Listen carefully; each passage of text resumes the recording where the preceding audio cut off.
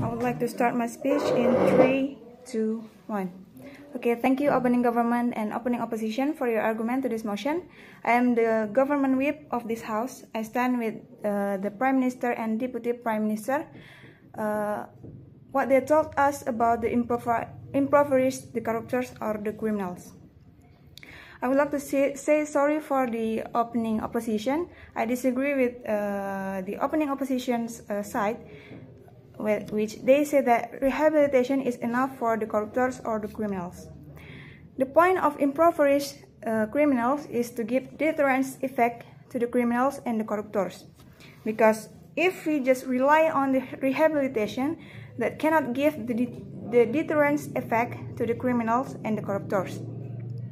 Opening opposition said that punishment could poverty the criminals or the corruptors' family too, but that is the consequence of being criminal.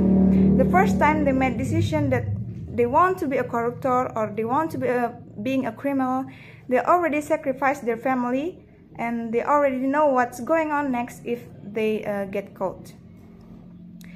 So if they don't want to sacrifice their family, they have to think like, oh, if I do this, my family will accept the consequences too. So I don't have to being a corruptor or being a criminal. That will be lesson too to the other people. For example, in government, to not being a corruptor, because they already watch what's happened for the other corruptor before them. Opening opposition also said that we don't need to impoverish. But what is going on if we don't impoverish the corruptors or the criminal? What's going on is they can still have their assets. They can still get their incentive. They can still get the happy life. They can get back to the job, get back to the normal life, and then do the corruption again. There is no deterrence impact to the criminal or the corruptor.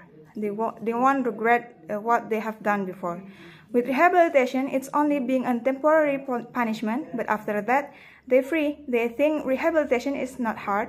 Jail time is just a moment. But then, when they're free, they can still live happily with their family. If you just send the corruptor or the criminals to the rehabilitation, they will just get the temporary punishment, but not solve the problem and damage they have before.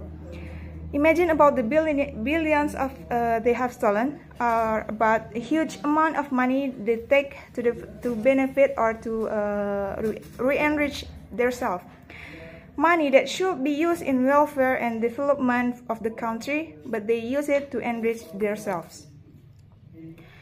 If we just send the corruptor or the criminals to the jail time, to the jail, and they doing the jail time, and then they come out and then they're free and they get the opportunities from their job or from the government, they will do it again. Jail time is just a light punishment.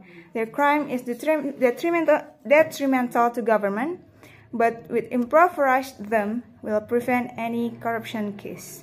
Back to the point, impoverished is for deterrence the criminal. They will regret it and do not do it again. The 115% of the payback is given back to the government, so the nation can rebuild what the money used to allocate it before.